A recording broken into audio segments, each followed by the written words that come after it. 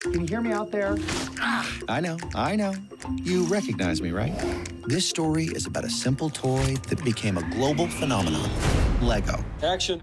All around the world, people are pushing the limits of LEGO.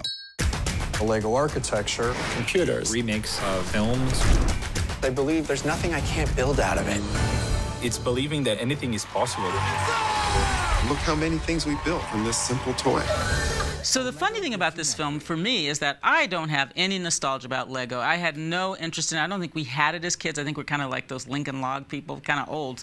I'm dating myself here. But I think that the funny thing is that I'm sort of engaged in the ideas, and I'm engaged in the characters that they bring. It's like, you know, it's playful, which is a great example of what happens with this clip, is like it introduces the history of like Lego, and it is playful. And come on, Jason Bateman is like sort of a great choice for a voice, because he can be so naughty, but he's also sort of like got that like energy that I think is really appealing. So this little minifig that drags, you know, sort of narrates this whole thing is kind of adorable, but also smart. He built another one. In the new factory, he was inspired to build toys. By the 1930s, Ola was known for his pull toys made from birchwood, trucks, trains, and of course, ducks. It was around this time that Ola came up with the name Lego.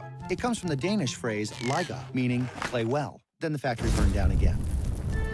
So what I really think is cool about this movie is that you so seldom see documentaries for kids that aren't about nature, that aren't about animals. There's nothing wrong with that. Those are the ones that I grew up with, and everybody loves them. But there's something really interesting about this. It like allows kids to really think about and engage a toy that's in their world. And also for adults, it is actually a very smart movie that like has all these interesting characters that make you think about things as ridiculous as commerce, branding, marketing.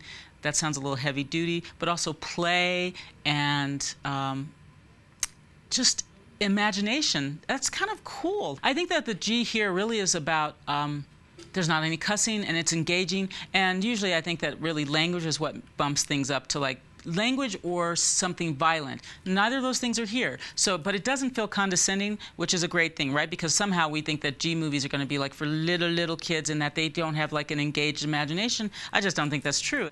A LEGO Brickumentary actually opened last week in Denver at the Sea Film Center. But the reason we're like talking about it, again, is not just because it's good, but because it's like homegrown good. Daniel Junge, one of the co-directors, along with Kief Davidson, is from Denver. He's living in LA right now, but he has been, to pardon a phrase, the brick of like Denver filmmaking here.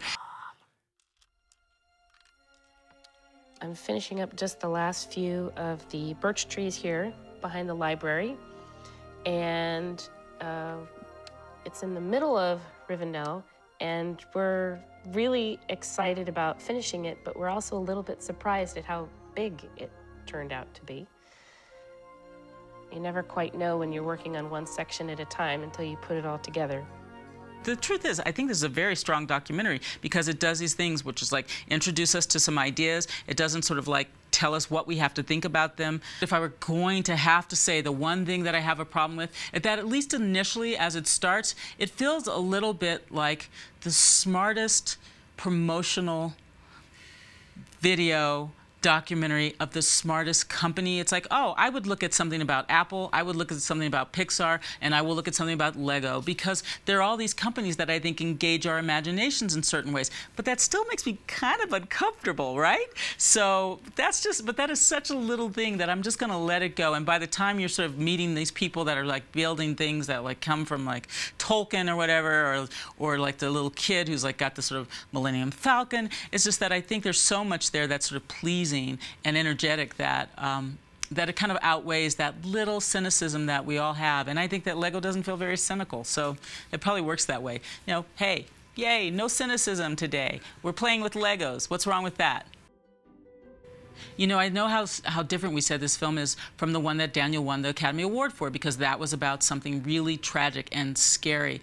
But he still brings his brain to this like playful film, which means that he talks about gender, he talks about class, he talks about moving through cultures that are different than each other. So it's not just about Denmark or Europe or Western, you know, or the US and how playful and obsessive we can be. It's also about how it works in Brazil for kids in like favelas, or where it sort of plays as art versus just play. It is actually artistic. There's so many ways in which he sort of attacks the question, is that I actually do think that that is going to be like a complaint to some people, is that there's so much here that it doesn't have like this kind of like narrative force, but I like it that way. I think it is one of those character-driven sort of talking heads, but like the talking heads are really interesting and they're engaged with something. It makes it really strong in a different kind of way.